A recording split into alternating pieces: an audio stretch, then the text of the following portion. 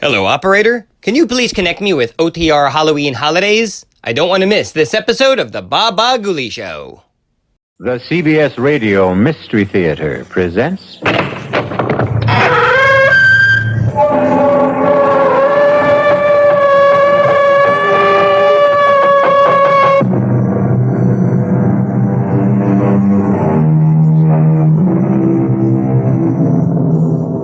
Come in. Welcome. I'm E.G. Marshall. Have you ever known terror? Have you ever come up against something that so threatened you, so horrified you, that it stopped your heart for a moment? If you never have, count yourself lucky. But don't count on your luck too much.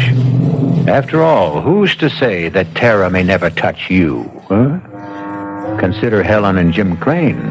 They never thought it would ever touch them. Blood. Jim, there's blood all over. And the axe. Did you see the axe? Come on, let's get out of here. Blizzard, we can't stay here either. There must have been a terrible fight in that kitchen, and I'm not waiting for the winner to come back. You don't suppose... What? The murderer? The murderer the police are looking for. The man who slaughtered the Grant family. He said he was holed up somewhere on the mountain. This cabin, maybe? You don't think... All I think is that we'd better get out of here.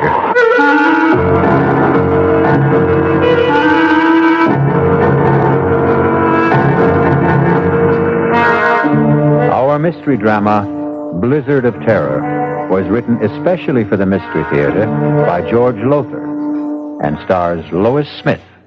It is sponsored in part by Anheuser-Busch Incorporated, brewers of Budweiser. I'll be back shortly with Act One.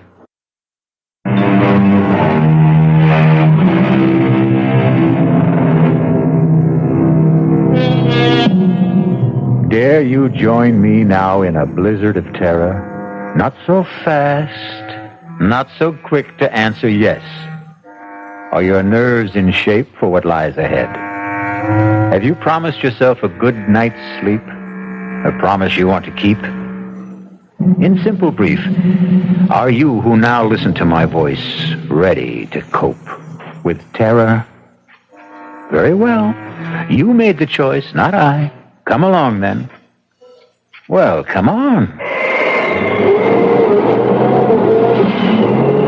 That China will form no coalition with Russia in the foreseeable future. That's the world news. Now I have a special bulletin from the big Indian sheriff's office. Jim, turn the radio Sheriff off. Ed Ralston warns all motorists to stay off the roads on Thunder Mountain. Not only because of the blizzard, but also because the man sought for the brutal murder of the Grant family is believed to be hiding out somewhere on the mountain. Jim, please, shut it off. All of them, with a kitchen carving knife. The Grant family... Thank you, Mr. Crane. You're welcome, Mrs. Crane. We don't need to be told again and again that we're in a blizzard on Thunder Mountain. We know we are, thanks to you. I'm sorry. It's okay, skip it. Maybe it is my fault. Oh, Jim! Oh, wow, that was a close one. You know, I can't see the road. All I can see is snow. What's that? What's what? There, just ahead, back under the trees. A cabin? So? We better stop. Oh, no way. Jim. We're just managing to make it up this grade now. If we stop, we'll never get started If again. we keep going, we're sure to get stuck. Those snowdrifts out there are getting worse. Yeah, I know, We'd be safer in that cabin. we could freeze to death. Jim, please. For once, listen to reason. Okay, you win. You always do. Don't stop here. Well, you just said... But not here. The cabin's over there. If we drive in there, we will get stuck. You really are going to have to get new glasses. Can't you see the road? Oh, yeah. Tire tracks. Snowed over, but tracks. Those tire tracks, they mean somebody's there. Yes! Look!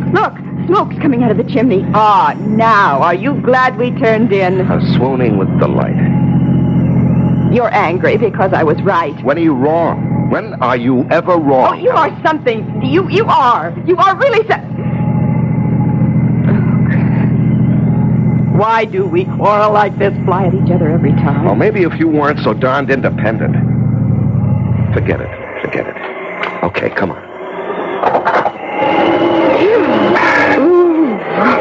Oh, this is nice. It's so cool. Yeah. All right, let's get inside. Fast. Hello? Anybody home? Hello?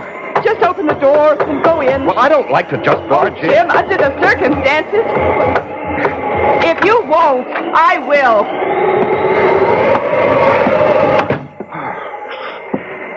Hello? Anyone here? Hello? There must be somebody here. There's a fire smoldering in the fireplace. Yeah, look, there's a pipe in this ashtray.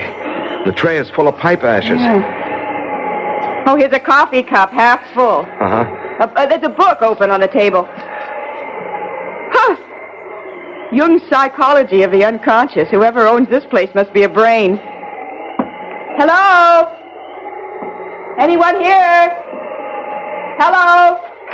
Helen, don't do that. You've got no right to go nosing around. Bedroom. Nobody in it.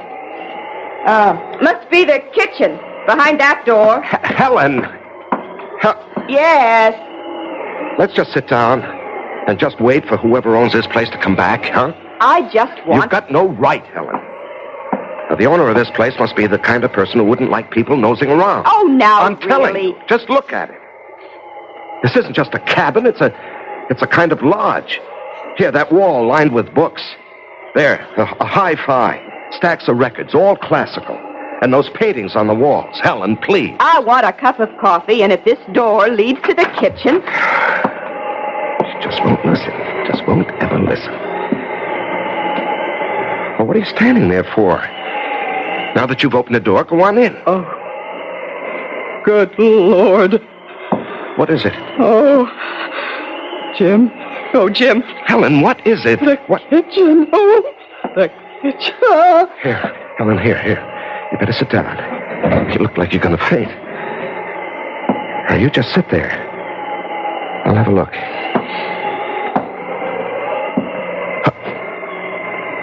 Oh, no. Oh, Helen, come on now. We better get out of here. My God. Oh, Jim. Blood all over. And the axe. Did you see the axe? Yeah, that's the first thing I saw. Come on. Blizzard. We can't stay here. There must have been some hell of a fight in that kitchen, and I'm not waiting for the winner to come back. Oh, you don't suppose... What? The murderer? The murderer they're looking for, that man who slaughtered the Grant family. They said he was holed up somewhere on the mountain. Helen, I don't know, and we're not going to hang around to find out. Now, come on, let's get out of here. Hello. Hello. I'm Jim Crane. This is my wife, Helen. We got caught in a blizzard, and we saw your cabin, and we just came in.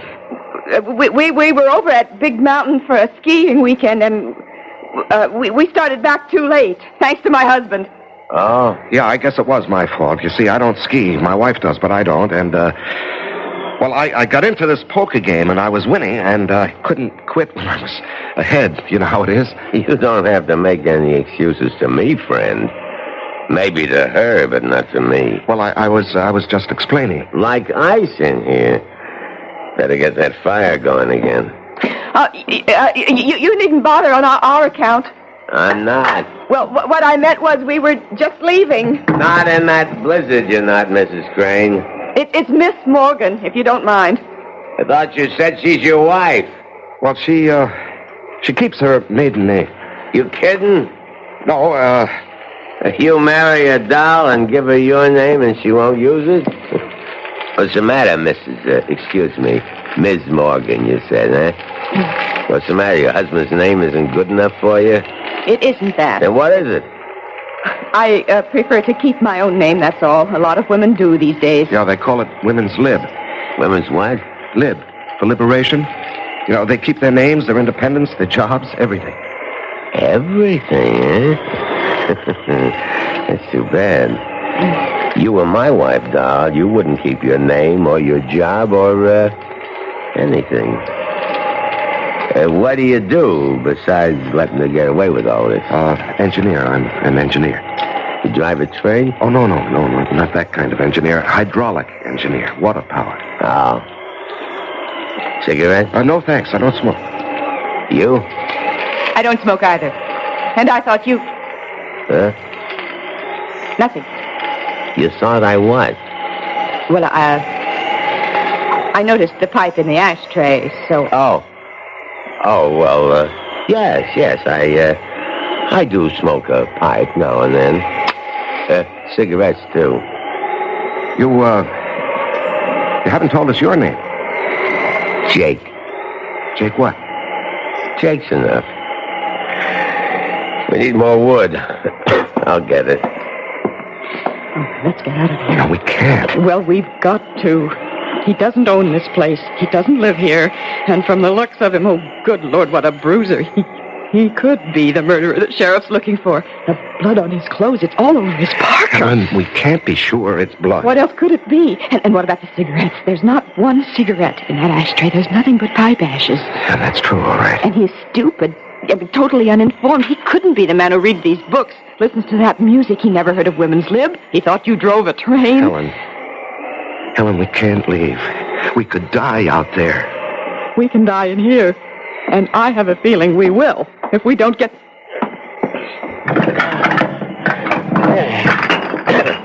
That'll hold us for a while. And enough wood in the shed to keep us warm through the night. Though with a little lady like this to keep you warm, you wouldn't have to worry too much, would you? Well, don't look so upset, Jimmy boy, would you? I wouldn't. But then I'd see to that. Not a bad idea, come to think of it. How about a drink, sweetie? Or don't you do that either? I could use a drink, yes. You, Jim? Thanks, yes. What do you do, Jake? Right now, nothing. Well, I mean when you do something. Let's see, we got scotch, bourbon, vodka. What'll it be? Helen? Scotch. Huh? I said scotch.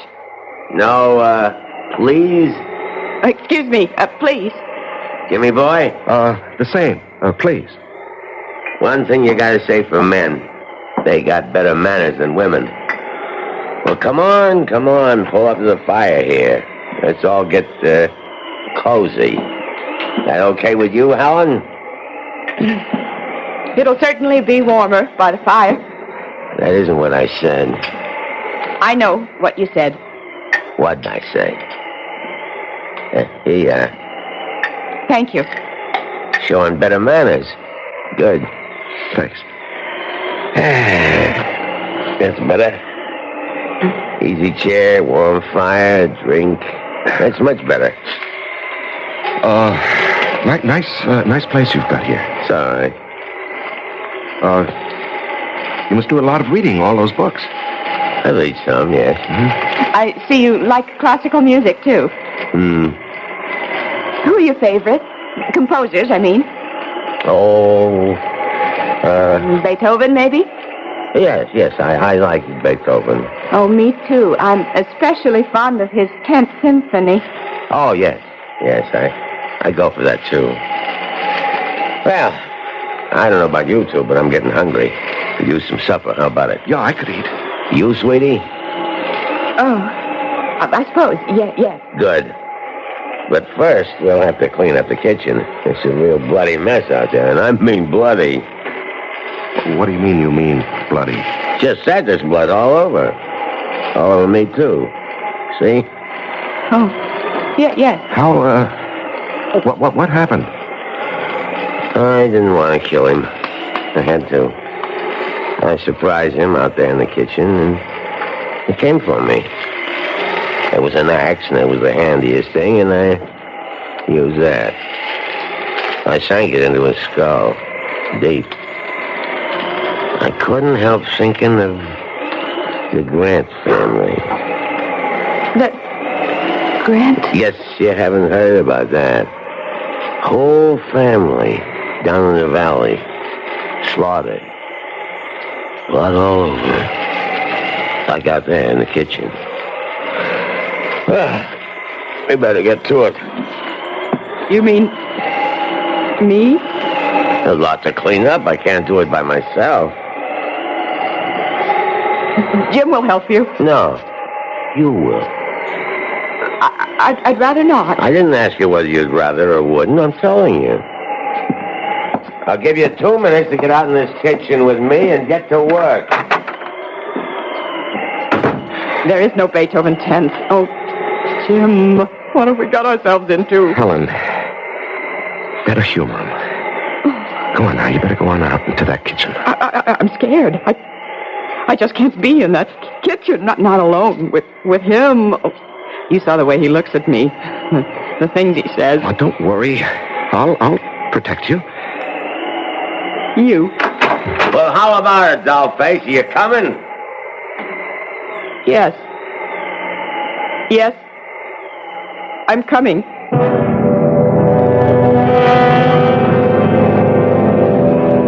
Helen and Jim feel the first stirrings of terror. But worse, much worse, lies ahead for them.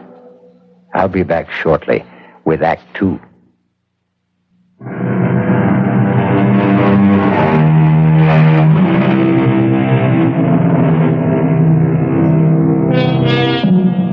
Suppose now that you, not Jim and Helen Crane, but you had sought shelter from the blizzard in that forsaken mountain cabin. You had met this strange and quite obviously murderous man who calls himself Jake. Suppose you, not Helen, are helping him, against your will, to clean up the shambles in the kitchen. The bloody shambles.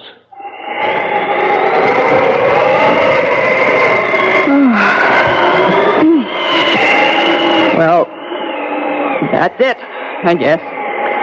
The axe needs to be washed. There's blood all over it. Well, go on, wash it. I can't touch it. And not as liberated, wasn't that the word, as you thought? I don't see what that's got to do with it. I kind of got the impression you felt you could do anything a man could do. All right, I'll wash the axe. You start making supper. Well, what are you standing there for? Get busy. I don't know where anything is. Lots of canned stuff in that closet, and there's a can over on the wall. Think you know how to use it? I'll try. Spunky, aren't you? Spunky. You know there was a killing in this kitchen this afternoon, and I was the one used this axe. You know that, but you got the nerve to stand up to me. Maybe too much nerve. There's beans and spaghetti, stew, and that's about it. What do you want? You decide. I figure you're good at deciding things. That's what's wrong between you and your hubby? How do you know there's something wrong? No sweat. 5 minutes with the two of you, and anybody could see you're too pushy. And him, he's too much the other way. Yep, like I said, you're too spunky. Somebody ought to take a little of it out of you. Get your hands off me. Oh, come on now. Now let me go. Oh, stop it. Stop it. Hey, what's going on? Oh. What's going on? Well, you might say I was starting to do what you should do, Jimmy boy. Well, don't try that again. You do. And you won't do any more than you're doing right now. Oh, no? Oh, no? Oh, Jim, please. It's all right. No harm done. I'm not hurt or anything. What's the big deal, Jimmy boy? Little kiss between friends. What's to get psyched up about? Come on, chum. Let's you and me have a friendly drink while Helen gets supper ready. No, I don't want to. Come on. You know how to use that can opener, sweetie? I'll manage. That's my girl. Scotch, right? Yeah. Oh, I see you tried to use a phone. Don't look so surprised. You put it back the wrong way around. The phone's dead. I could have told you that. The wires are down, I guess. No. I cut the wires. You cut... I see. You drink, Jimmy boy. Cheers. Oh, and by the way, in case you've got any other ideas about getting help, those guns over the fireplace aren't loaded. And neither is that revolver on your mantle. Jake. Yeah? I'll make a deal with you. What gives you the idea that you're in any position to make a deal? I'm not, but you've got aces back to back. I know that, but I'm still in the game, Jake. You're a good poker player. You're bluffing, but I'd never be able to tell it in your face. Are you going to listen? All ears. Let us go, Helen and me. Let us go, and we won't say a thing, not a thing, to anybody. About what? What? You know. I don't know. Look, I don't want to spell it out. You got no choice. I hold aces back to back, like you said. All right. My wife and I, we have a pretty good idea who you are. You know that, or I wouldn't be telling you. Uh-huh. So, what you're thinking, once these two leave here, they'll contact the sheriff and give him a lead on me. Well, all I want to say is, just give us a break and we won't say a word to anybody. Thanks. I appreciate that. And in return, you just let us go. Who's holding you? Well, you know what I mean. We can't go now, not with that blizzard out there. I mean, tomorrow or the next day, whenever the plow comes through and clears the road. I want you to let us live. What for? Answer me that, Jimmy boy. What for? Well, that's a crazy question. Yeah? Let me tell you something. Tell me. You in love with your wife? You can't answer that, huh? She in love with you? Can't answer that either, huh? Can you? How long you been married? You can answer that. 3 years. What happened, Jimmy? What happened between the time 3 years ago you two couldn't wait to get married, I'll bet, and now, when you can't wait to get divorced? You are thinking about divorce, aren't you? Well, we don't get along, that's for sure, but... But what? You're at each other's throats day in and day out, right? Nothing but fights, arguments, frustrations on both sides. From the minute you get up till you go to bed, right?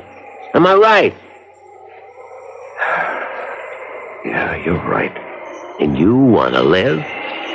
For what? Well, you keep hoping things will change. They won't. Unless you make them change. And very few ever do. They keep hoping right into the grave, hoping. Like the Grants. Why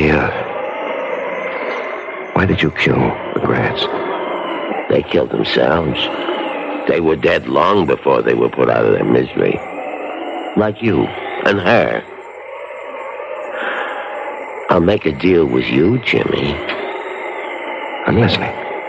You give me a good reason why you should go on living. And it's a deal. We want to. No. You just don't want to die.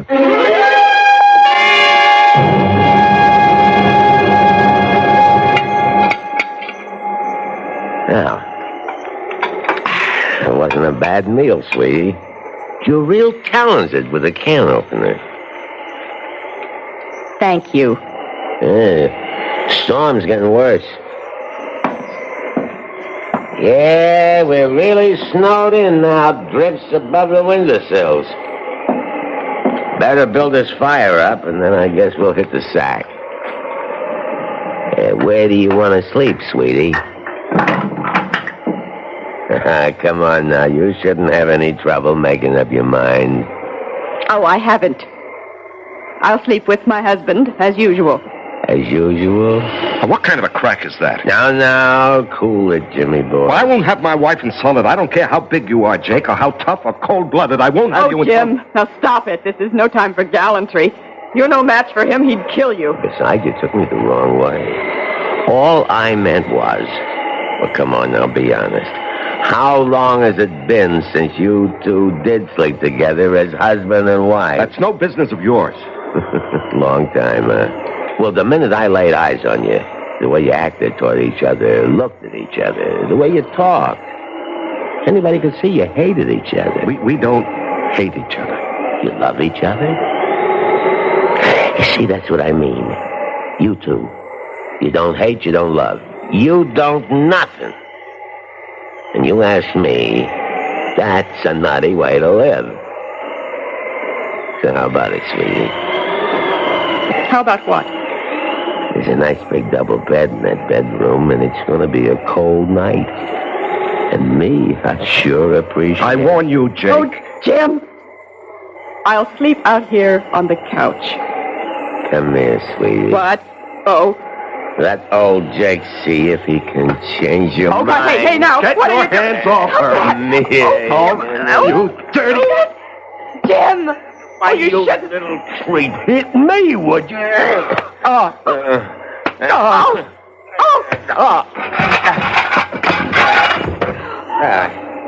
I guess I'll hold you for a while, Jimmy boy. Now you, dog. Oh, no! Come here. You can kill me if you want to. You could torture me for hours, but I would never...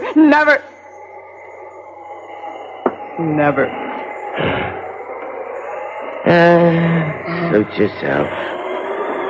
No, I think about it. What would I want with you? Oh, when Jimmy boy comes to, tell him not to get any ideas in the night about escaping or overpowering me. He hasn't a chance. Jim? Jim? Oh, I'll be okay. He sure packs a mean wallop. You shouldn't have even thought of standing up to him. Some things a man will take and some things he won't. And manhandling his wife is one of them. Jim, can we get out? Do you think? Would there be any way? No. We're snowed in. Even if we could get to the car, we wouldn't be able to drive it afoot in those drifts. What about telephoning for help? Oh, the phone's dead. He cut the wires. Oh. But don't you worry. Don't you worry, Helen. There's one thing he overlooked. What? That revolver on the mantelpiece. This. It's loaded? Not yet, but it's going to be. He made a big point about those guns over the mantel and this revolver having no bullets in them. I knew that without being told. Those guns were the first thing I went for when you two were in the kitchen. But if they're unloaded... Well, I nosed around. I couldn't find any ammunition for the guns on the wall, but I found these in that drawer. Do they fit? Looks as if they ought to. We'll soon find out. They do. They fit. Yeah, thank heavens. What do we do now? We'll wait till morning. But we're safe now, Helen. Safe. Thanks to you, darling. You know, you haven't called me Dad in I don't know when.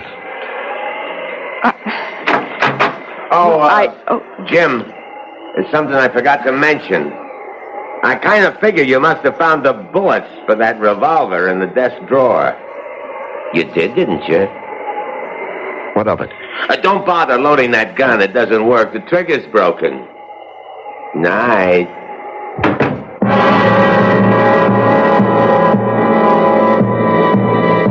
Helpless once again, Jim and Helen can only stare at each other as fear touches them with icy fingers.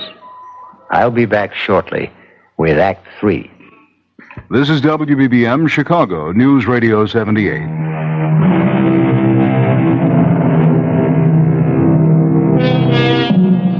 Terror's icy fingers grip Helen and Jim Crane as they face all but certain death at the hands of Jake. Curious, though, isn't it? Even strange that their fear, shared in common, brings them closer to each other than ever before in the 3 years of their marriage. Strange. Curious. Jim? Oh. I didn't know you were awake. I've hardly slept. I'm sorry. I've done the best I could with this fire through the night to keep the room warm. I know. I watched you get up out of that chair again and again. Thank you, Jim. What? You did it mostly for me. For my comfort. Thank you. Oh, nonsense. I need a little warmth, too, you know. You don't get much, do you? From me. Could be I don't rate much. I think you do. Then why do you withhold it? I only just found out. Found out? It wasn't the cold that kept me awake through the night. It was thinking about Jake and us. Yeah, well, we'll manage a way out of this. I don't know how, but we will. I wasn't thinking about that. I was thinking about something he said last night. He said, we don't hate each other, we don't love, we don't nothing. And then he said, you ask me, that's a nutty way to live. Well, it is, isn't it? If what he said was true about us, but it isn't.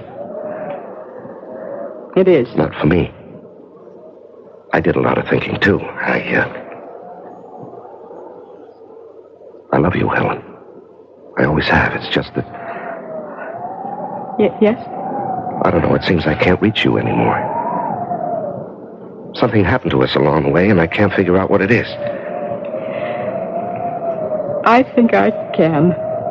Tell me. I don't know. I think maybe it's just the times we live in. I mean, well, take women's lib. I don't see anything wrong with women's lib. The fact is, I'm all for it if it doesn't go too far. It did with me, I think. Oh, I don't know. I do. I wanted to be... I still want to be my own person. Myself. Me. The last thing I wanted was to be dependent on anyone, and I guess especially on you. But last night, oh, Jim, I was scared. And when you fought for me, when you, well, you just went for him like a raging animal, Jim, and you did it for me. I know you wouldn't have done it for yourself, or maybe for anyone, but you did it for me. Oh, Jim, I needed you. I really did need you. Well, maybe the truth is... The simple truth is that we need each other. I don't mean just you and me, but everybody. I mean, we're all in the same boat, aren't we? Same world. We are dependent on each other, so... Why do we fight it? I'm not fighting it anymore. I made up my mind to that during the night. Jim. I love you. You are a wonderful husband. Only I just never gave you the chance to be. Oh, Helen, sweetheart. Oh, I do love you. Oh, Jim, I do. Oh, I do. Oh, dearest. Well, look what's going on here. When did you two scrappers become lovebirds? Never mind. The fire needs building up. Get some wood, Jim. It's out back in the shed. Okay. So, you think you've fallen in love with your husband all over again, eh? You were listening. You overheard. Blast myself's sake. I don't see anything funny about it. You wouldn't. You believe it. So does he. Fact is, the two of you are in the same boat, and know you better row together or else. Or else what? You'll find out, sweetie. What will you take to let us go? Kind of putting the cart before the horse, aren't you? Go where? The blizzard has stopped. But those drifts out there must be 6 to 8 feet high. They must plow that road. They have to keep it open. A plow is sure to come through, if not today, tomorrow. Could be. Well, then. Well, then what? Don't kill us. Let us go. Why should I? I'll give you anything you want. I'll do anything you want. How do you know what I want? What makes you so sure you can supply it? You've made that plain enough. Jake, I beg you, let us live. At least, let Jim live. And I'll do anything. Anything. Oh, Jim! Oh, what happened? Jim. Oh, I was bringing an armful of wood and I stepped on a log. Oh, twisted my ankle. Here, let me give you a hand. Just lean on me. Now, take it easy. Jim, dear. Easy now, easy. There, sit right there. Get that shoe off. Let him get it off himself. He's no cripple. You get out in the kitchen and scare up some breakfast. You heard me. Oh, the pain. See if you can stand on it. Stand? Try it. Oh, I can't. I'm helpless. Oh. Yeah. Real helpless.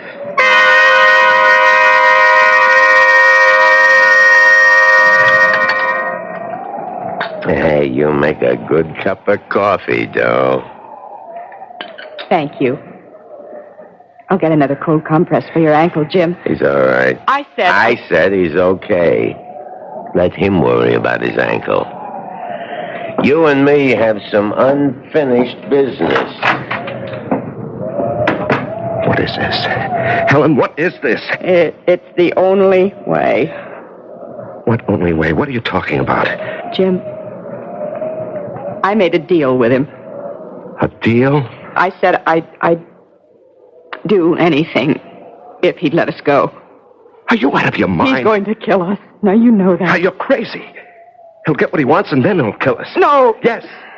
No, because I'm going to kill him with this kitchen knife. All I want is to get close enough to him.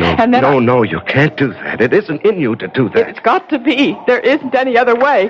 What's keeping you? I'm coming. And leave the knife, doll. These petitions are awful thin. You ought to know that by now. Put the knife down, I said. Stay where you are, Helen. She made a deal. And she's gone through with it. Over my dead body. No, you fool. Over your live body. Over my life? He said he'd spare you. Spare me? He said us. She lied. She made the bargain to save you. Helen, you would... I love you. I love you, Jim. I told you that. I love you. And I love you, Helen, a lot too much to let you go through with anything like this. What you figure you can do about it, huh? You can't even stand, not on that bad ankle you can't. Oh, yes, I can.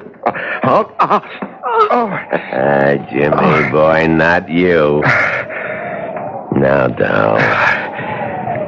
No. I can't. I can't go through with it. Oh, yes, you can. Leave her alone. Leave her alone. Oh, please, I can't. Stop it, you hear me? Stop it. Jim. You... How did you... I don't know, Helen. I somehow grabbed the poker and made it across the floor and hit him with it. I don't know how I did it. Oh, I've got to sit down and get off this. Oh, here. Oh, lean on me. All right, now. Easy. Yeah, thanks. Better have a look at him, Helen, see if he's breathing. I may have killed him. He's breathing. His head's bleeding where you hit him. All right, get something to tie him up with. See if there's some rope around. And snap it up. He's coming to. Oh, yes. It's the phone. He said he cut the wires. He couldn't have. It was a bluff. Hello? Sheriff? It's the sheriff in Big Indian. Who? Professor Moran. No. There is a man here. I'm afraid he's hurt. Me? My name's Helen Crane. My husband and I got caught in last night's blizzard, and we managed to get to this cabin, and we found... Well, there was blood all over the kitchen, and an axe. Helen, look out. Jake, it's all right. All right. The poker. Helen, the poker. Hit him again. No, you've got it all wrong. All wrong. Helen, hit him. Give me that phone. Hello, Ed. Yes, it's Jake. No, it's okay. Everything's okay. No, I'm not worried at all. I knew you'd check as soon as they got the service back on. What? Oh, man. Bobcat. Yeah, Bobcat. Surprised him in the kitchen. Killed him with a wood axe. Handiest thing. Yeah, I guess so. Prowling for food, sure. Oh, well, a nice young couple. No, I'm very much alive. I'll explain when I see you. The plow. When? Good. No, we're okay. Plenty of wood, plenty of food. Thanks, Ed. So long. You... Professor Moran? Yes. Why? I don't get it. We thought you were the killer they're looking for. Yes, I know. Why didn't you tell us who you were? Why didn't you explain about the blood in the kitchen? Oh, more important, why did you act the way you did? You acted the part of the killer.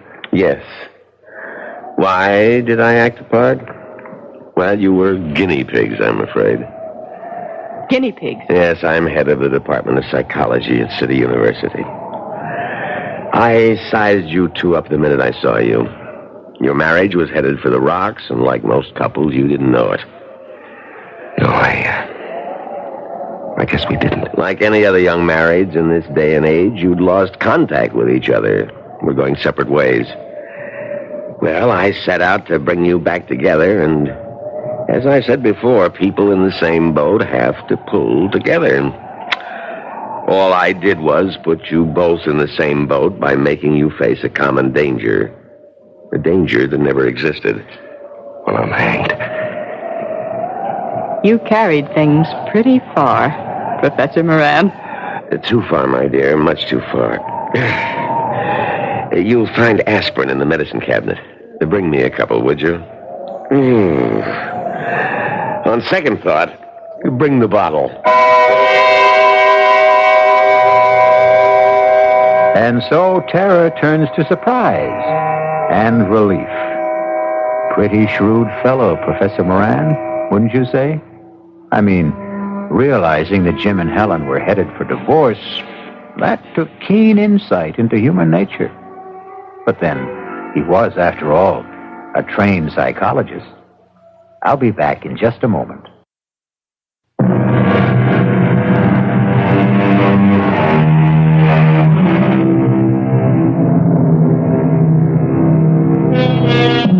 Marriage is two people in the same boat. A cliche, of course. But the very core of every cliche is truth. All is not gold that glitters.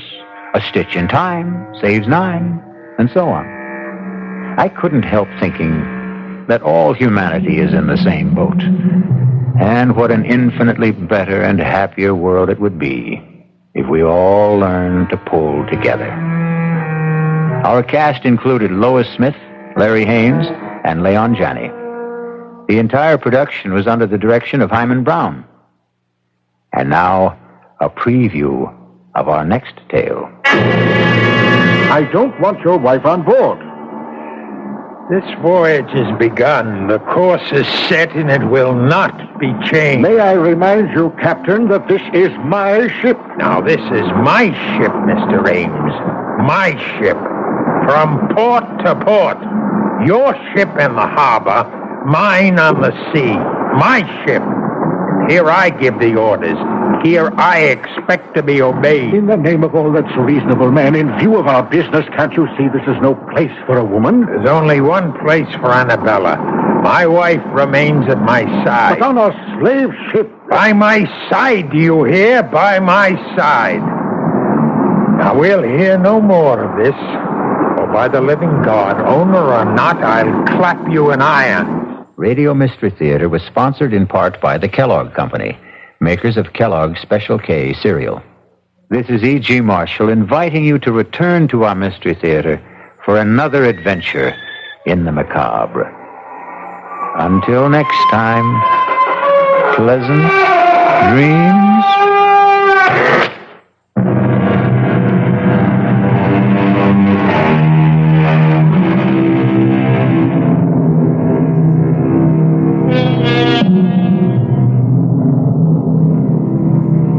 The WBBM News Time, 11:23.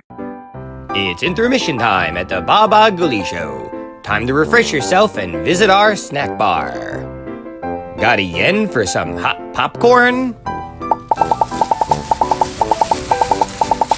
How's about your favorite soft drinks, which are sparkling cold? And there's all kinds of candy to tempt you. It's radio time, folks. Enjoy the rest of the program. This radio show has been brought to you by... Hello, kids. Bored at home? Can't get any girls to come over? Well, then call up some ghouls to come over instead. They'll certainly scare the pants off of ya. Just dial 1-900-CALL-GHOULS and hear some scary stories. $2 for the first minute, 35 cents each additional minute, plus 3 souls for the full experience. Ask your parents' permission first. And now back to our radio show.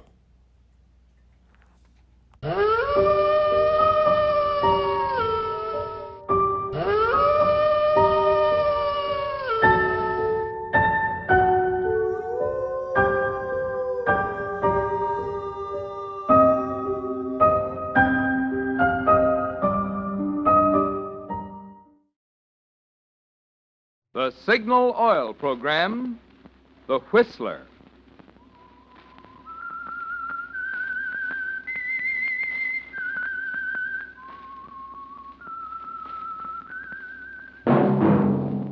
That whistle is your signal for the Signal Oil Program, The Whistler.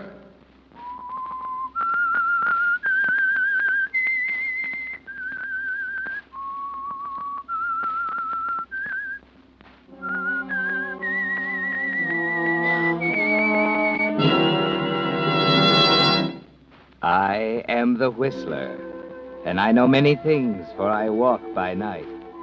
I know many strange tales hidden in the hearts of men and women who have stepped into the shadows. Yes, I know the nameless terrors of which they dare not speak.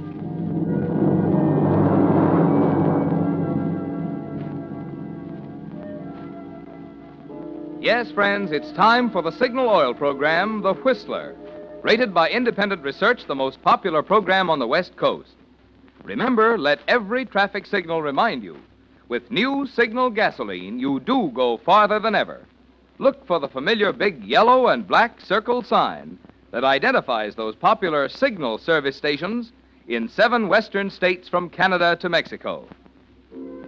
And now the Whistler's strange story, Miracle on 49th Street.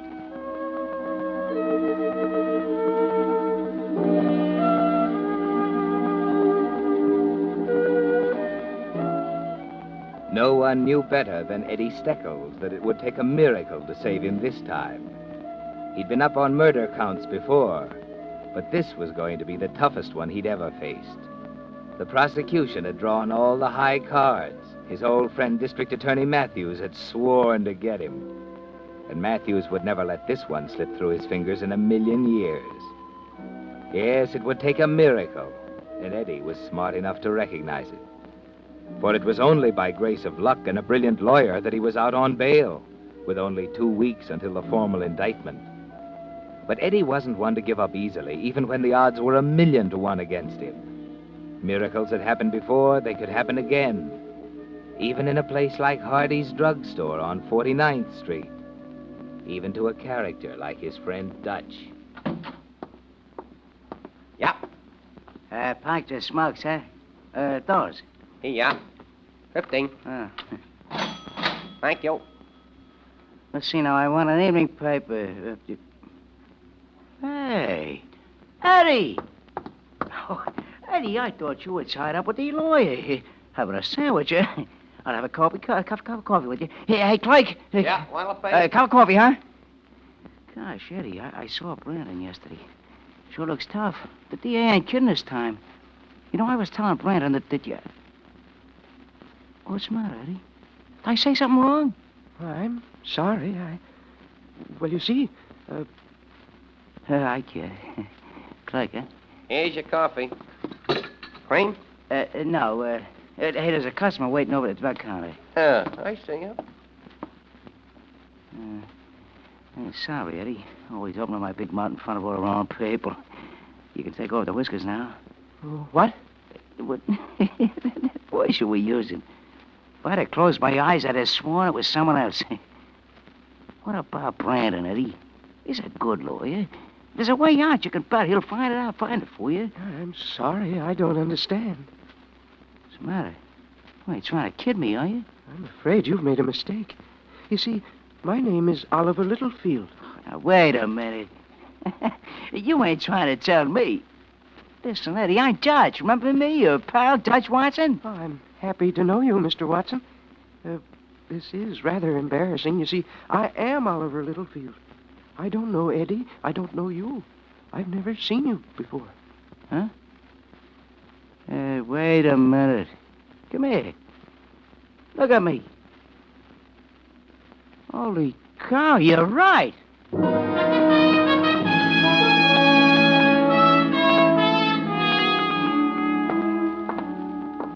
Why don't you sit down, Eddie? I told you it's all tied up in a hard knot. I couldn't get you out of it if you were the governor. We get 2 weeks, ain't we? Maybe. What, Brandon, what do you mean, maybe? You're a $50,000 lawyer. So is the DA, Eddie. And he's not playing for peanuts this time. He could recommit you tomorrow if he wanted to. What do you mean? I'm out on bail. Yes, today. Tomorrow you go back in if Mr. Matthews decides he has a case. And I think he has. I'm sorry, Eddie. You're sorry? You shouldn't have shot that cop. Ah, shut up. There's got to be a way. There's got to be something. Give me a cigarette.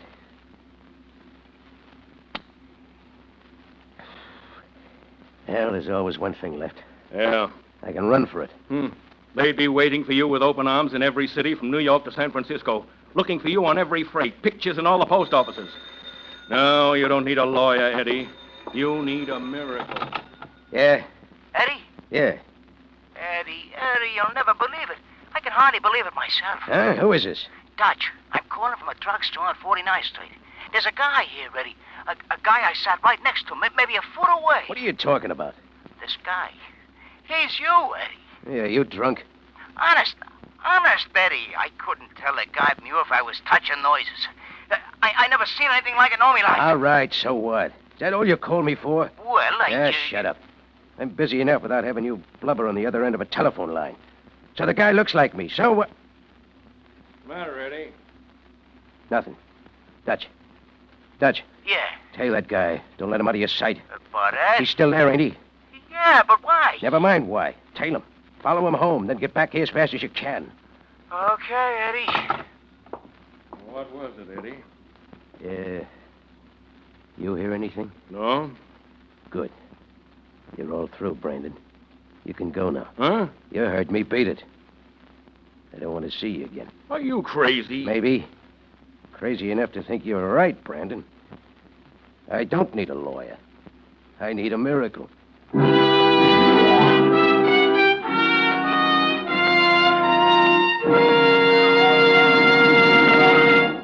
With the prologue of tonight's story, The Miracle on 49th Street, the Signal Oil Company is bringing you another strange story by The Whistler. But now, with only 2 hours and 52.5 minutes left of the old year, it's interesting to look back on the changes 1945 brought in a commodity we found was mighty essential to our American way of life: gasoline. Remember, just 4 months ago, you A-book drivers were struggling along on only 2 gallons of gasoline per week. 2 gallons. And as for quality, well, wartime restrictions made motors express great unhappiness in slow starts, balky pickup, and pings. But that's all changed now. Today you can again thrill to those three little words, fill her up. And when you fill her up with new Signal gasoline, you're getting the finest gasoline made for motoring. In fact, new Signal is really an entirely new type super fuel in which chemists actually rearrange the atoms in gasoline molecules to create amazing new power. But even this is just the beginning.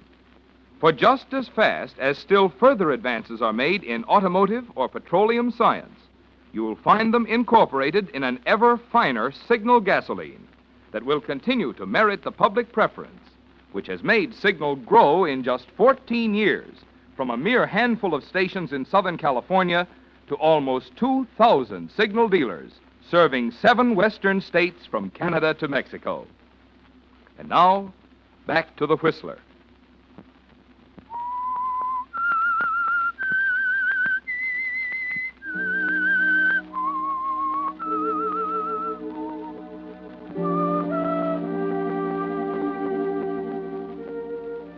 Yes, Eddie, you're right. Your lawyer is no good to you now, with District Attorney Matthews piling up a murder case against you piece by piece like bricks in a wall.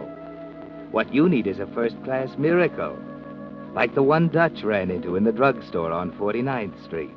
A miracle in a gray tweed suit, 5 feet 10 inches tall, 165 pounds, sitting up at the counter eating a ham sandwich. Oliver Littlefield is a miracle, isn't he, Eddie? He makes you remember the old wives' tale about there being a duplicate of everyone in the world, and makes you believe it. You're not pacing the floor anymore, are you, Eddie? After Brandon leaves, you sit quietly in the chair for a while, thinking. Then you pick up the phone and call a friend of yours. Mike Castro? Hey, Mike, this is Eddie. Yeah, I'm out on bail. Hey, listen, Mike, got a job for you. Want to wire a joint for sound. Yeah, your dictaphones. Right. And we might need some recording equipment and a 16mm movie camera. You get over here in a half hour? Stanley Hotel. Okay, Mike, I'll be waiting.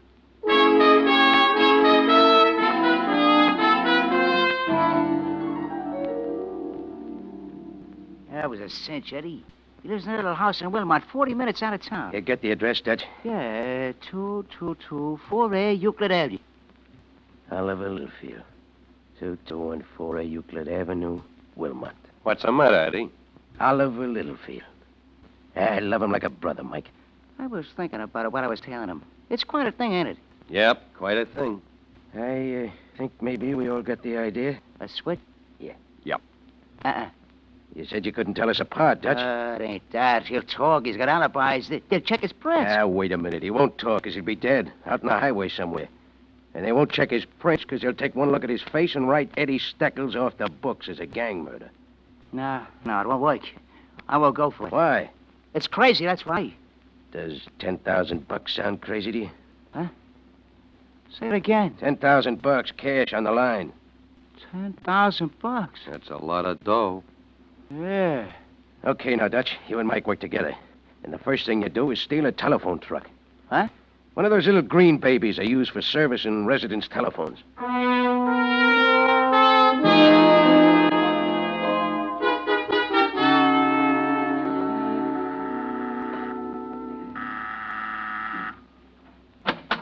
What do you want? How do you do? Are you Mrs. Littlefield? Yes? Telephone company. Came to check the wiring. What? Why, I didn't call Part in of the service, madam. Every so often we have to check up. You know, connections get loose, insulation wears out. Well, that's strange. This has never happened before. You don't suppose you could come back a little later, could you? I was just leaving for the afternoon. No, it wouldn't work, ma'am. We have orders, you see. This is 2214A, isn't it? Yes? Perhaps if I called in and explained... No, you'd only get us in trouble. Yeah, trouble. Well, all right then. You can go on in. I'll have to leave you alone here, though. Oh, don't worry about that, ma'am. We'll find everything all right.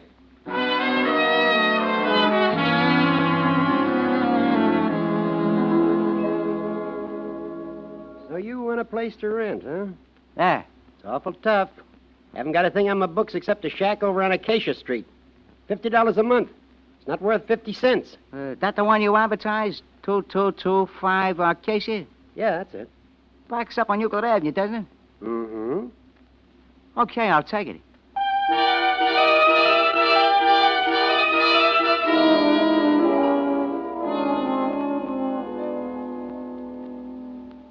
Look, Eddie.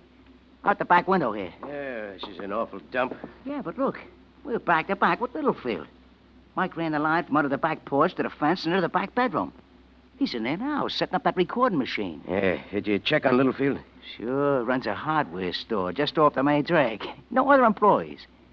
Takes an hour and a half for lunch and hangs a sign on the door. You know, regular small-town operator. You can't beat that guy. I told you I love him like a brother. You think it'll work, Eddie? Just watch me. Before the week's out, I'll know more about Oliver than he knows himself. Now, listen, a couple of things I want you to do for me tomorrow on the way to the library. Library? Yeah. We're going to get some books on the hardware business. On the way, I want you to stop in at the Bradshaw Bureau. What's that? They put out confidential financial reports. It'll cost you $20, but get one on Littlefield. It'll tell you what his investments are, how much he owes in his house, his earnings, all that kind of stuff.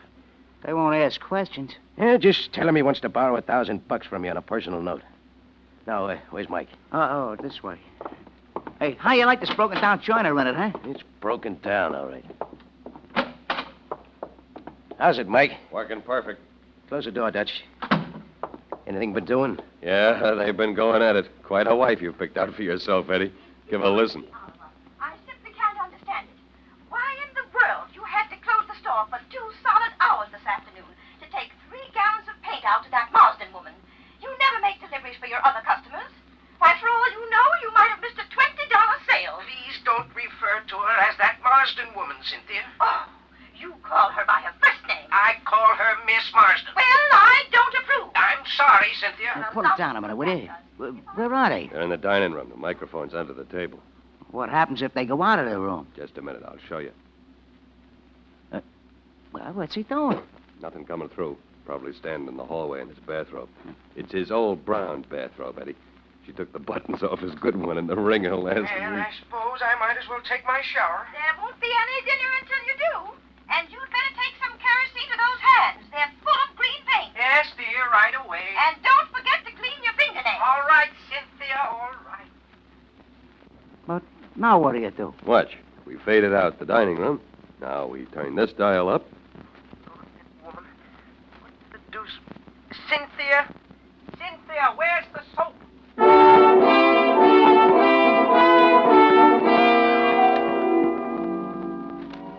You have it all figured out, haven't you, Eddie? The smart way. You're determined to make the most of the miracle on 49th Street.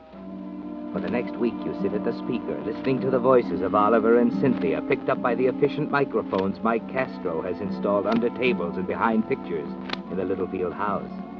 You make records and play them over and over, learning the little details Oliver and Cynthia agree on, the things they argue about, practicing the inflections of Oliver's voice, absorbing his personality.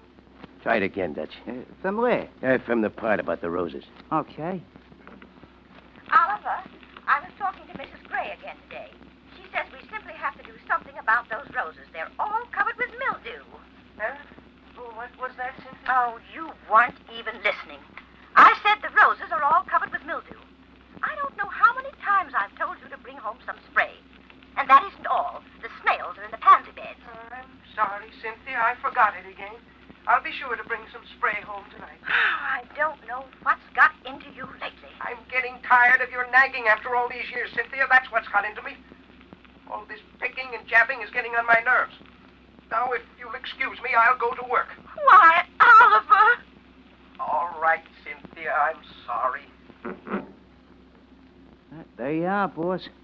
What a day to be tied up to. Okay, now read me the speech about the pansy beds. Oh, yeah, see now.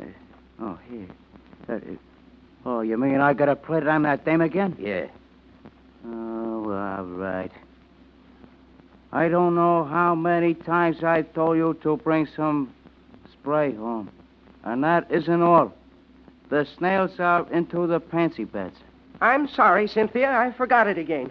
I'll be sure to bring some spray home tonight. I don't know what's got into you lately. I'm getting tired of your nagging after all these years, Cynthia. That's what's got into me. All this picking and jabbing is getting on my nerves. Now, if you'll excuse me, I'll go to work. Why? Oliver! All right, Cynthia, I'm sorry. Yeah, what's wrong with that? Oh, nothing. You're in the wrong racket, boss. It's perfect.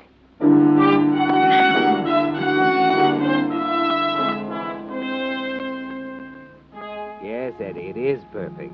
But you don't stop there.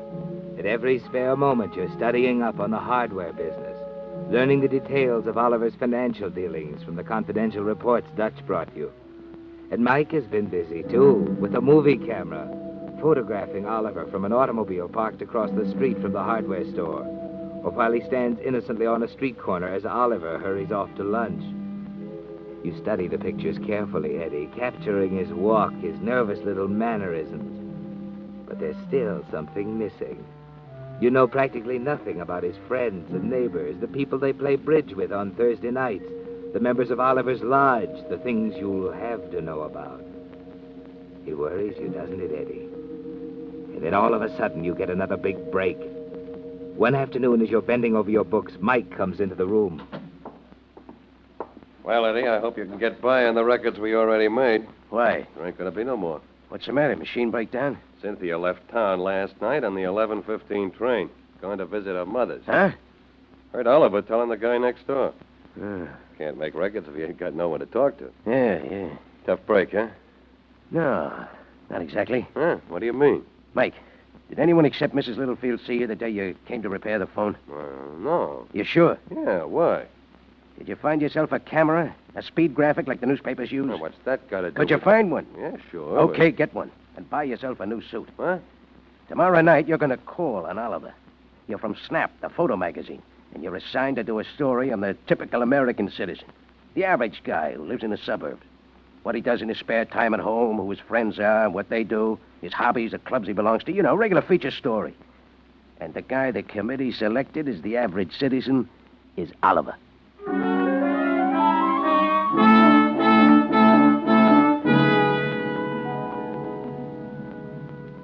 Now, see here, Mr. Dickinson, I don't know Now, whether... Mr. Littlefield, there'll be nothing to it. You've come at a rather bad time. My wife is We away. can get pictures of her later, Mr. Littlefield, and of course, you'll get the usual fee of $500. $500? Yep, I can spend the afternoon with you here on the interview, and tonight we'd like to have a little party for you. At the magazine's expense, of course. We can invite all your friends and take pictures. You'll get yourself a lot of nice publicity. Do you a lot of good in the hardware business. How did you know I was in the hardware business? We went into that before you were selected. Always check up a little before we decide. Well, how about it, Mr. Littlefield? Well, I don't really want publicity, but... But you could use the $500, huh? Yes, as a matter of fact, I could. Good. I knew you'd be a sport. Now, suppose we get down to business, huh? First, I'll get a list of all your relatives, where they live and what they do, that kind of stuff, and then we'll check up on your...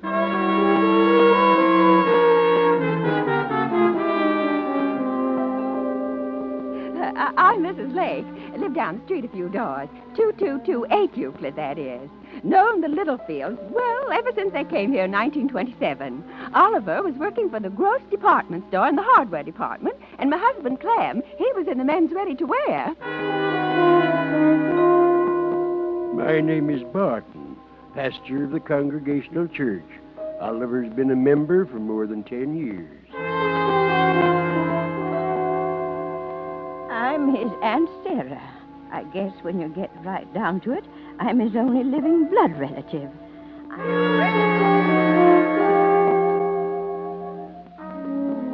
Well, there it is, Eddie. Everything you need right there in the book, complete with photographs.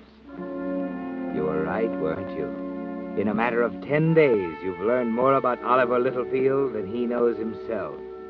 And it's none too soon. Eddie! Hey, Eddie, you seen the papers? What's the matter? Look. Eddie Steckles, fugitive from justice. They record your bail. When'd this come out? About an hour ago. Yeah, that's okay.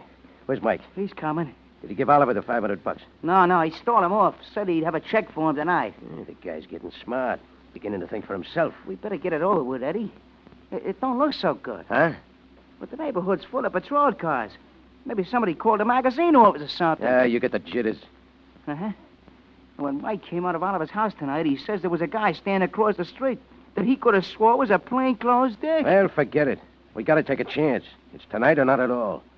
Call Oliver and tell him we'll be around about 8 o'clock to pay him off.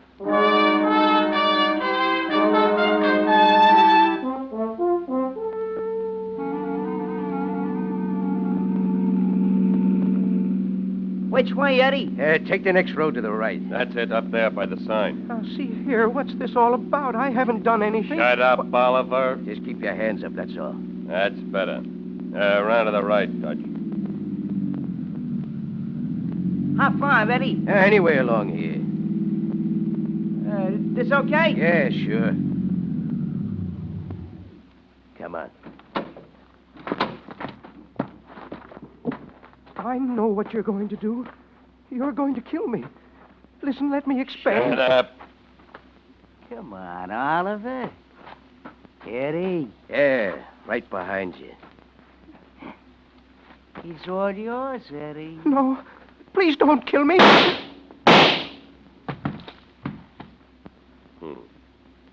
Nice work, Eddie.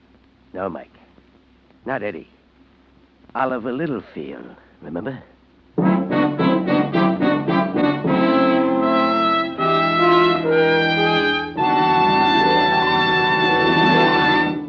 The Whistler will return in just a moment with a strange ending to tonight's story.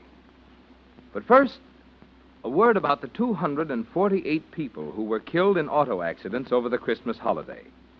Reports already indicate that tonight's total will be even higher. Driving conditions are not good. Cars are old. Many people are at the wheel tonight who should not be. If you don't absolutely have to go out tonight, don't. But if you must drive, take it easy. I know that with new Signal gasoline in your tank, there's great temptation to step on the accelerator. But don't tonight. Keep the speed down. Keep a sharp eye on the other drivers and the pedestrians. You see, your Signal dealer isn't only interested in your business. Because he's your neighbor and your friend, he's also interested in you. That's why he's asked me to bring you this message, so that one of tonight's auto accidents may not mar the Happy New Year, which all of us in the Signal organization hope will be yours. And now, back to the Whistler.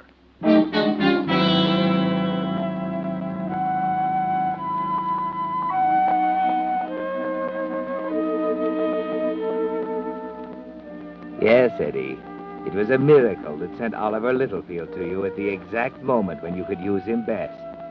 And you knew how to make the most of it, didn't you? You've already decided what's going to happen from here on. How you'll suddenly disappear from Wilmont one fine morning without telling anyone where you're going. There'll be gossip about Oliver Littlefield finally wearying of his nagging wife. But after a month or so, it'll die down. South America, the Pacific Coast, Canada, there's lots of opportunity, isn't there, Eddie? Plenty of room for the smart ones. You abandon the car, Eddie Steckel's car, on the highway and hitch a ride back to town. Outside of a slight pinch in the shoulders, Oliver's gray tweed suit fits perfectly. Almost as well as your clothes fit him back there in the trees on that side road. It's 11 o'clock when you finally get back to 1214A Euclid Avenue and fit Oliver's key in the lock on the front door. Now, there's that light switch. Oof. The way up with the door. There. Now I... Who are you? Why, Oliver, don't you know me? Oh, I'm sorry. Of course, Sure, you know me, Oliver. Your wife wanted some work done in the garden. She called left. Oh, yes. The spray. Yeah, the spray. And there was something else, Oliver. The spading. You didn't know about that, did you? See here, My name's Bertoli, Oliver. From headquarters. What do you mean? You didn't know about the spading she'd ordered in the back of the yard. Or you wouldn't have buried her there the day before the garden. Buried her? Sure. You shouldn't have killed her with arsenic, Oliver. Too easy to find in a post-mortem. Oh. That's it, huh? Put down that gun. Yeah.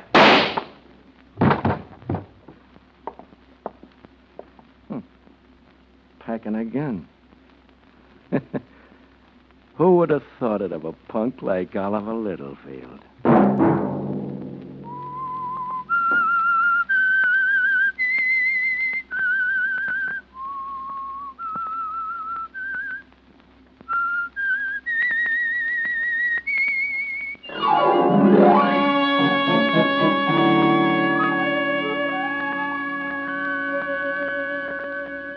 Next Monday at 9 o'clock, The Whistler will bring you another strange tale. The Whistler is broadcast for your entertainment by the marketers of Signal, gasoline, and motor oil and fine quality automotive accessories, and by your neighborhood Signal dealer. This program, produced by George W. Allen, with tonight's story by Harold Swanton and Charles Smith, music by Wilbur Hatch, is transmitted to our troops overseas by the Armed Forces Radio Service.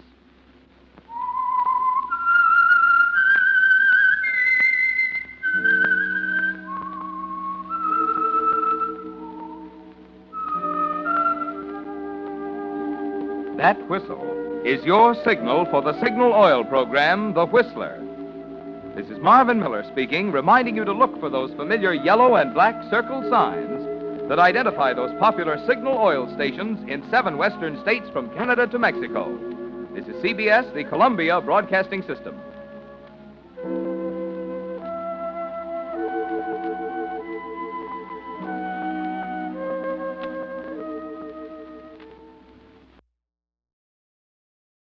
This week, guest quacking on the Baba Ghoulie Show, Waddle the Duck. And here's Waddle. Hey folks, Waddle from Watchwaddle here. Hope you're enjoying today's radio program. And if you're considering getting a new radio to listen to them, why not get one with the newest innovation, the 4-speed record player? Because available now is our newest hits from Watchwaddle Production. Check out me and the gang and our hilarious, zany, and crazy tunes, filled with spoofs, gags, and jokes. Available in our playlist collection. Check them out for some cheap laughs and running gags. Whoa! And when we say running gags, we ain't kidding, brother! Screwy Forest's Watchwaddle cartoons. Available on Channel Watchwaddle. The Baba Ghoulie Show is brought to you by OTR Halloween Holidays. During the intermission, our radio show brings to you a cartoon for the record.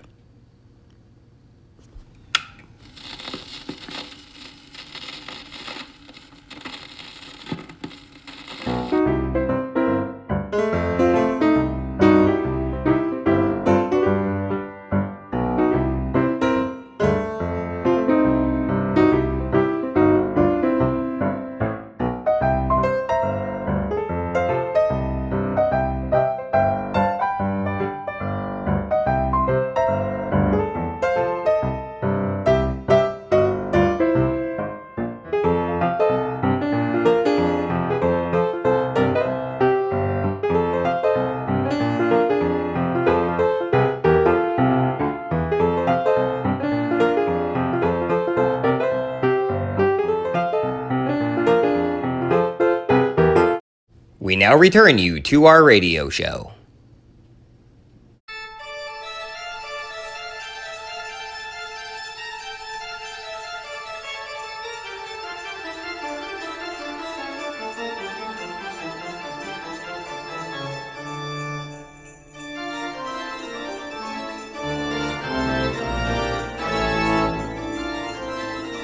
Hope you're enjoying today's radio program. When it's done, be sure to check out our channel over at Watchwaddle. Enjoy some tunes with a nice cold soda.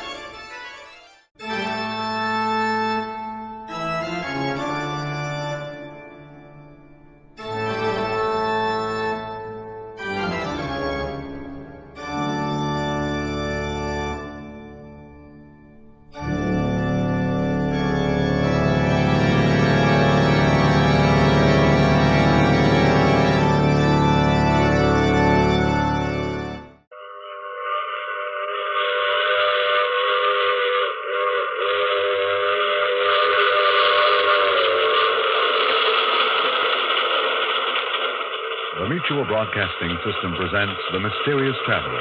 Written, produced, and directed by Robert A. Arthur and David Coben. And starring two of radio's foremost personalities, Leon Janney and Ann Shepard, in Christmas Story.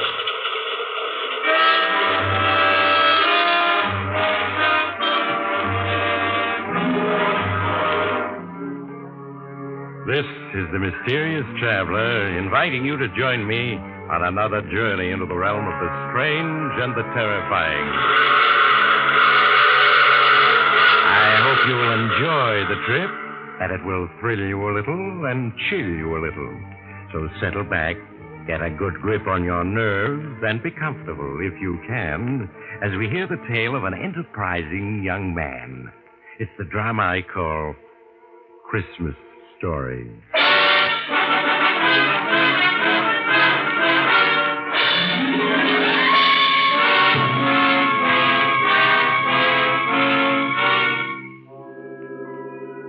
The name is Steve Farrell, and I've just gotten through playing Santa Claus. Yeah, you're looking at a guy who really played it to the hilt. It all started last month in Seattle. I was out of a job and down to my last few bucks.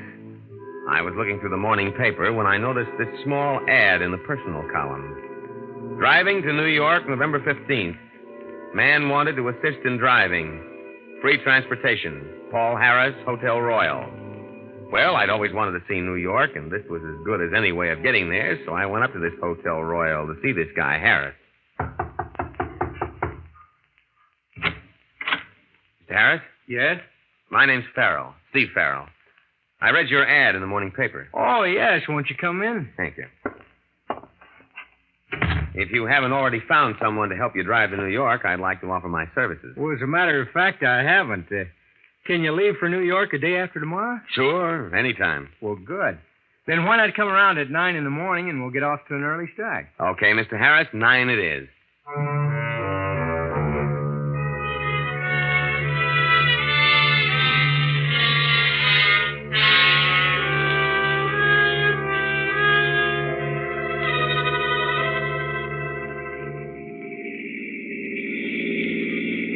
Let me know when you're tired driving, Mr. Harris, and I'll take over. Thanks, I will. Why not call me Paul, huh? Okay. Steve is my first name. Lewiston, 30 miles. Lewiston, that's Idaho, isn't it? Yeah, we're just crossing the state line into Idaho. Oh, this is all new to me. I was born and raised in Alaska. This is my first trip to the States. Well, you're going to see a lot of scenery between here and New York. Yes, I'm looking forward to it. Life must have been pretty rugged in Alaska. Oh, it was. My parents were homesteaders. I never saw a city until a week ago when I arrived in Seattle. How come you're going to New York? Well, my parents died last year, and my grandfather, whom I've never seen, wrote asking me to come visit him. You never seen him, huh? No. No, there was some sort of squabble between my parents and my grandfather before I was born, and they went to Alaska. And in all the years since then, my grandfather never wrote to them. Sounds like a stubborn guy. Yeah, he sure does. What are you going to New York for? Oh, mainly to look for a job. And I've always wanted to see the big city. So have I. Do you mind taking over now, Steve? My eyes are getting tired. Be glad to. Just pull over to the side of the road. It's a long way from Seattle to New York. And there wasn't a radio in the car, so we just talked. And mostly we talked about Paul, his life in Alaska, his parents, his grandfather. By the time we hit Columbus, Ohio, there wasn't a thing I didn't know about the guy. And from what he told me, his grandfather was loaded. And even more, he was the old man's only relative. It was obvious the kid was walking into a fortune. Yeah, some guys had all the luck.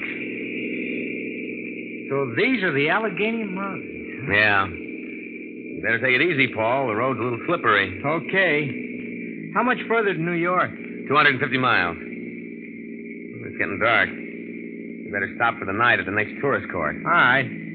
Oh, we should be able to make New York by tomorrow afternoon. Yeah, easy. What are you going to do when we get there, Steve? Oh, start hunting for a job.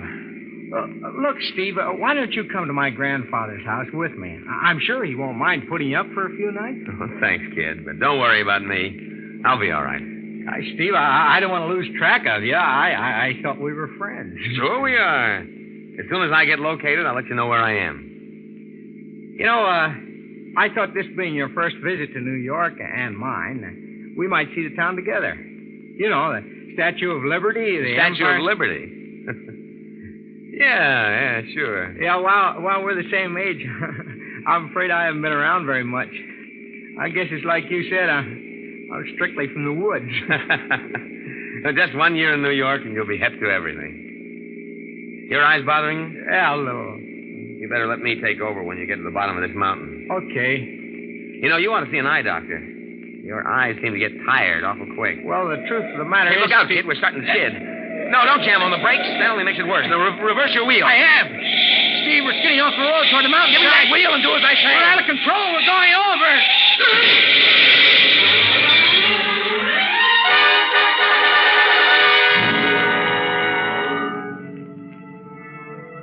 When I regained consciousness, I was lying a few feet from the car. We'd rolled 300 feet down the side of the mountain, and the car was completely wrecked. I crawled to my feet and felt for broken bones. Other than a bad gash on my head and a mass of bruises, I was okay. I limped the few feet to the overturned car and looked in. Paul was still behind the wheel.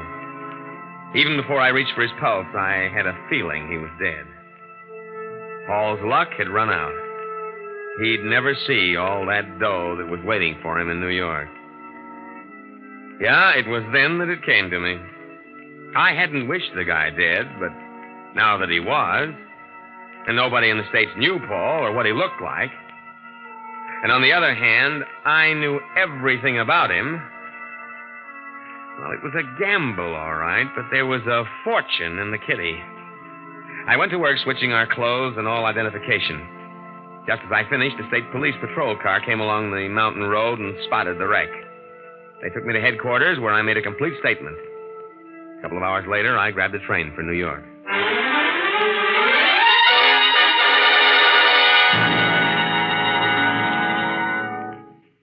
Paul, I'm George Marlowe, your grandfather's attorney. How do you do, Mr. Marlowe? The Pennsylvania State Police informed me of the dreadful accident you had. I understand a man who was with you was killed. Yes, a fellow by the name of Steve Farrell. I met him in Seattle. He assisted me with the driving. Too bad, but thank heavens it wasn't you. It would have been your grandfather's death blow. How is he? Weak, very weak, but eagerly waiting to see you. All right, come along. Yes, sir. How's that gash on your head? Oh, not too bad. It was treated by a doctor at the state police headquarters. Look, you can only spend a few minutes with your grandfather, and excitement must be avoided by all means. I understand. And here we are.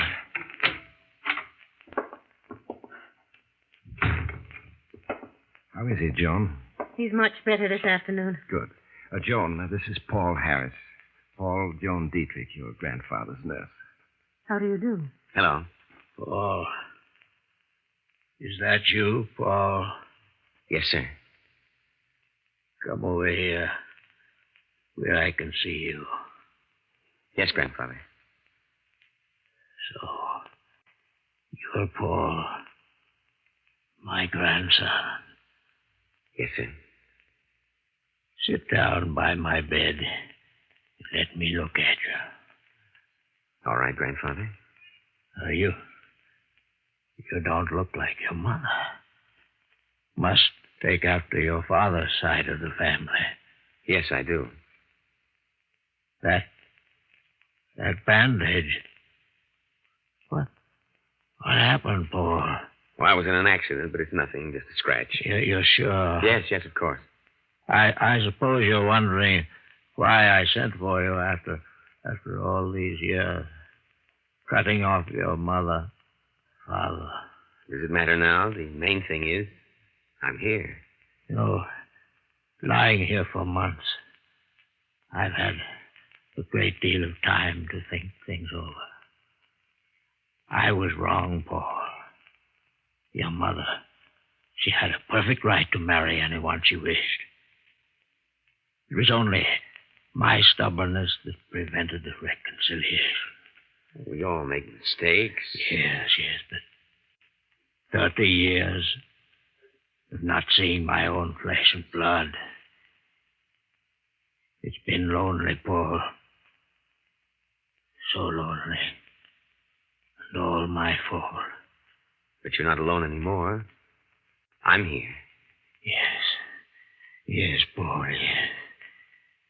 What little time I have left, we must spend together. I think that's enough for now, Mr. Marshall. Paul can come and see you later, after your nap. Just a few more minutes, John. After your nap. Oh, she's a wonderful girl, Paul. But a tyrant. Come see me as soon as I'm awake. All right, Grandfather. Now, let me fix your pillows for you. Just your being here seems to have helped him, Paul. What do the doctors say, Mr. Marlowe? Week, month, several months at the outside. That bad, huh? Yes. Well, you must be tired after your trip. I had your suitcase taken to your room. Do you have any other luggage on the way? There's a small trunk coming, but it won't be here for weeks. If you need any money, just let me know. Your grandfather's placed a considerable sum at your disposal. Thanks. But I still have $2,000 left of the $5,000 he sent me. Very well, Paul. Remember, if there's anything at all you want, just let me know. Yeah, I was in. There was no question that I'd passed as Paul Harris. And why not? I had all the answers, and I was playing it careful. I walked through room after room of that Fifth Avenue mansion, knowing that within a matter of months it would be mine. In the weeks that followed, not a day passed that I didn't spend a few hours with the old man. He liked me, I could see that. And the funny thing is, I liked him, too. During our little chats, there were times I felt I was his grandson. And sitting in at these little sessions, not saying much, just watching with those gray eyes of hers with Joan Dietrich. She was one lovely dish. And I could feel things building between us. Whenever she got an evening off, we went out together. Having a good time? Wonderful. I love dancing. Why, Mr. Harris, what are we doing out here on the terrace? The music's in there. Too many people in there. You know, if you don't make a pass at me soon, I'm going to get discouraged.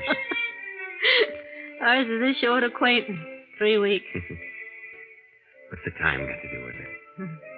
The day I walked into my grandfather's room, first saw you, you knew this moment would come. Oh, darling. I feel the same way, baby. As though I were flying. Love me? You know I do. And why the tears? Oh, I do love you. And I want to believe in you, but I'm so confused. So confused. About what? Go on. I want to hear. Are you really Paul Harris? What makes you ask that? In your talks with Mr. Marshall, several things you said seemed strange. Such as? Well, your grandfather spoke of a restaurant in San Francisco, and you said you knew it. Yet if you are Paul Harris, how could you not? Paul Harris has never been to San Francisco. I might have taken in San Francisco on the way to New York, you know. What else bothers you? You mentioned the television show you'd seen 6 months ago. There is no television in Alaska. If you're Paul Harris, how could you have seen it? People up in Alaska see kinescopes of television shows, baby. They're shown like movies. Darling, just tell me I'm wrong. That's all I wanted to hear. I wish I could tell you I'm Paul Harris. But I'm not. You're not? No. The name is Farrell. Steve Farrell. Steve Farrell? Wasn't that the fellow that was killed in that... It was Paul Harris who was killed. You changed identity. Yes. Oh, how could you? How could you? I was tired of being broke, of going from one lousy job to another. I saw a chance to grab a fortune and took it. What are you going to do? I should go to the police. I can't. Mr. Marshall thinks you're his grandson. He's extremely fond of you. If the truth were to come out, it would kill him. Is that the only reason you can't go to the police? Oh, Steve, what are we going to do? Nothing. Nothing. That's right. I'm going on being Paul Harris until the old man dies. Then I'm taking the estate. You can't, Steve. You can't. Why not? While the old man's alive, I'm making him happy. If I get his estate when he dies, who loses by it? It isn't as though he has other relatives. Why shouldn't I get it? No, it's wrong, Steve. It's wrong. It's wrong only if you're caught, baby. Only if you're caught.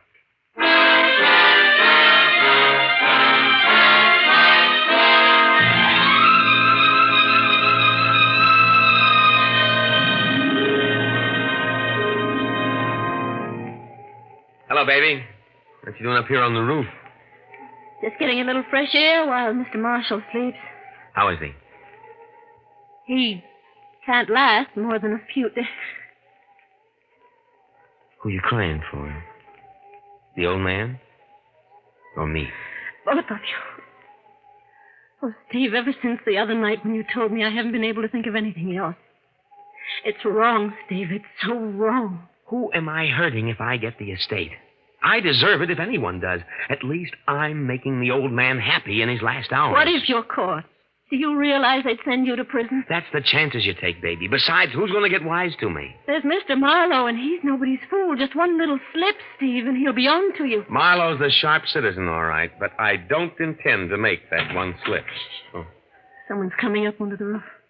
Hello, you two. Thought I'd find you up here. Hello. How are you, Mr. Marlowe? Right well, thank you. I understand Mr. Marshall's asleep. Yes, I left Mrs. Walker to look after him. He should be waking up soon. Maybe we better go down. My grandfather had... Oh! What's the matter? Something in your eye, Paul? Yes, a cinder. Oh, left eye, huh? Yes. Well, stop rubbing it. Put your handkerchief over it. That's it. Stings like the devil. Go on over and sit on the chair. And I'll try to take it out for you. You want me to assist you to the chair? No, I can still walk.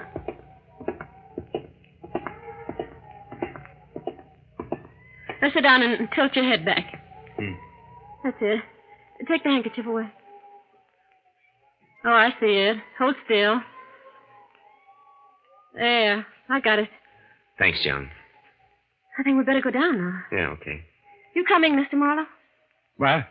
Oh, yes. I'm coming.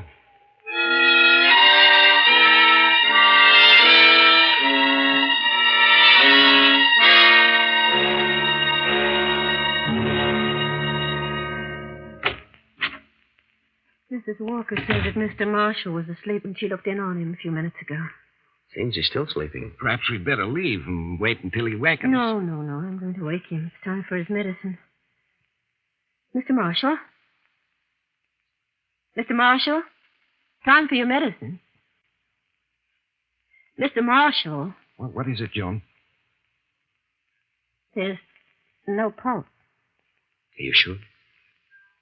Yes. He's dead. Well, at least the end came peacefully. He died in his sleep. Joan took the old man's death hard, and I felt pretty upset myself, even with all that go-waiting. As for Marlowe, he was his usual efficient self, looking after all the details of the funeral. Maybe it was the tension I was under, but Marlowe seemed changed to me. He wasn't quite so friendly. And sometimes I turned to find him watching me, giving me the cold eye. I couldn't be sure whether it was my imagination or not. After we got back from the funeral, I was in my room when there was a knock on the door. Come in. Oh, hello, Joan. Come in. Mr. Marlowe's downstairs in the library. Wants to see you. Close the door. Anything wrong? Plenty. Whose trunk is that you're going through? Paul's. It arrived this morning while we were at the funeral. Steve, what's wrong? I've just been going through some of Paul's personal papers. I knew, of course, that he was 4F in the draft, but I never knew why. What are you trying to tell me? Paul was 4F in the draft because he was blind in the right eye. Blind in the right eye? Yes. That's why I've been getting the cold shoulder from Marlowe these past 3 days, ever since the afternoon we were on the roof. I don't understand. Somehow Marlowe knew that Paul was blind in the right eye, and when I got that cinder in my left eye, I covered it with my handkerchief. You told me to walk across the roof to the chair, sit down. Oh, yes, I remember. At that point, Marlowe offered to lead me to the chair. Knowing you were blind in the right eye and had your left eye covered with a handkerchief. Yes. When I walked over to the chair without hesitation, that must have started him thinking. Oh, Steve. Now, don't get panicky, baby. Marlowe can't be sure he's right. At the moment, he's just suspicious. But if he really investigates, I've got to kill the suspicion in his mind. Stop him from doing any checking. But how? I don't know yet. Now, come on, he's waiting for us in the library.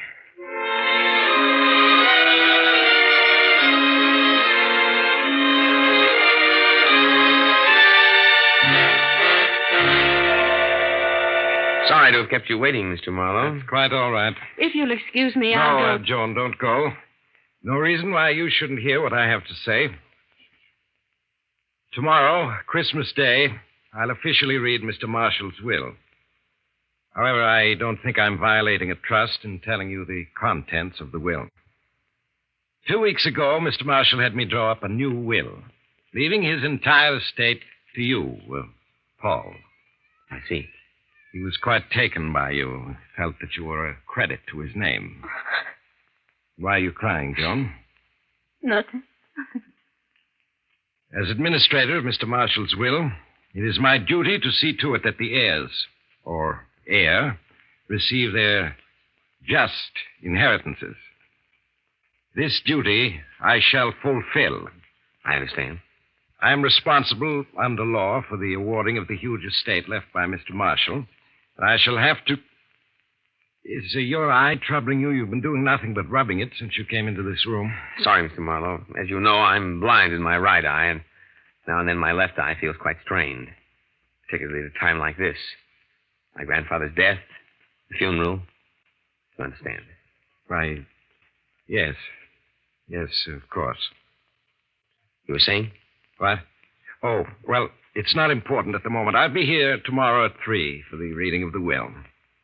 I'll see to it that all the servants are here. Very well. Good night, Joan. Paul? Good night, Mr. Marlowe. Good night. Steve, he's confused. That business of the eye, he doesn't know what to think now. Yeah, it stopped him for the moment. But only for a moment. Hard to tell. But I've got to do something once and for all to convince him I'm Paul Harris. No, I didn't get to sleep that night. I just tossed and turned, trying to come up with an angle that would kill Marlowe's suspicions. Maybe that business of rubbing my eyes had satisfied him, but I had to make sure. It was a difference between being handed a fortune and a prison sentence. This afternoon at 3 o'clock, the servants, Joan, Marlowe, and myself gathered in the library. The whole thing was over in an hour. The servants all congratulated me and left the library, leaving only the 3 of us there. I should like to offer a toast to Mr. Marshall's memory, if you'll permit me. Of course. This was his favorite sherry. Joan? Thank you. Paul? Thanks. Here's to Peter Marshall, a man who lived honorably, died honorably. May his heir be worthy of him. As the 3 of us raised our glasses to our lips and drank, I could see Marlowe watching me over the brim of his glass with those cold blue eyes of his. We set down our glasses, and I turned to give Joan a cigarette. Out of the corner of my eye, I saw Marlowe pick up one of the 3 wine glasses. Suddenly, I realized it was my glass he'd picked up. He held it casually, almost as if he didn't know he was holding it. In that moment, I was going nuts, trying to guess whether he was satisfied that I was Paul Harris or he was still suspicious and going after me. My fingerprints were on that glass, and the Army had a copy of those prints in Washington. This was it. Either I play nice and go for the fortune or throw in my hand. Suddenly, I felt Joan's hand in mine. Say, Mr. Marlowe. Yes? You say this will, leaving me my grandfather's estate, is a new one. Yes, I drew it up only 2 weeks ago. What was the old will like? Well, under the old will, your grandfather's estate went to charity. I thought as much. Mr. Marlowe, Joan and I have been talking things over. I don't want the estate. I want it all to go to charity, as originally intended. Gee, me, I seem to have dropped my glass. You realize, of course, what you would be giving up. I never really had it, Mr. Marlowe, so I hardly think I'll miss it. Joan and I'll get along, won't we, baby? Oh, yes. Well, Paul, is that your considered decision? It is.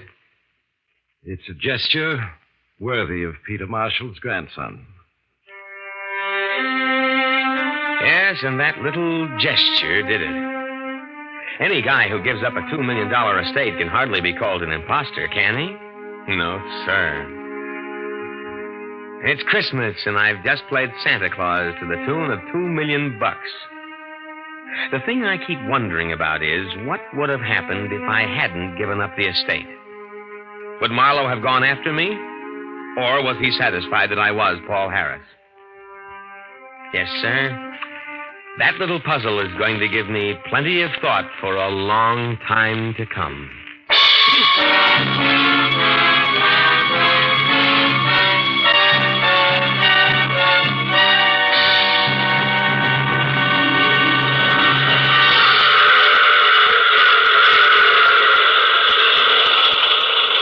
This is the mysterious traveler again. Did you enjoy our trip? Or what happened to Paul Harris? Or rather, I should say, Steve Farrell? He and Joan were married, and the poor fellow's now working at an honest living. Yes, sometimes he thinks of the $2 million estate he gave up.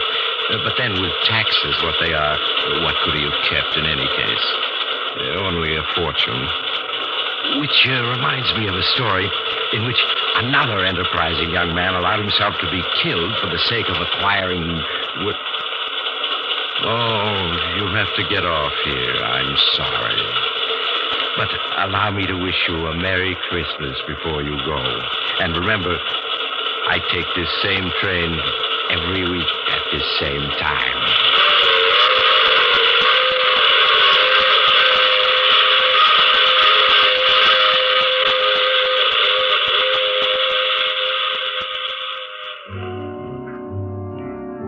You have just heard The Mysterious Traveler. Now you can enjoy other tense and exciting tales of the Mysterious Traveler in the current issue of the Mysterious Traveler magazine, now available. In our cast were Leon Janney, Ann Shepard, and Lawson Zerbe, with Maurice Tarplin starred in the title role. Music under the direction of Emerson Buckley, composed by Richard DuPage. The Mysterious Traveler is written, produced, and directed by Robert A. Arthur and David Cogan. On this Christmas night, 1951, we send special greetings to Mutual's affiliate in San Antonio, Texas, radio station KMAC. Today, KMAC celebrates its 25th anniversary. Best wishes, KMAC, and congratulations. Bill Tonkin speaking. This program came to you from New York.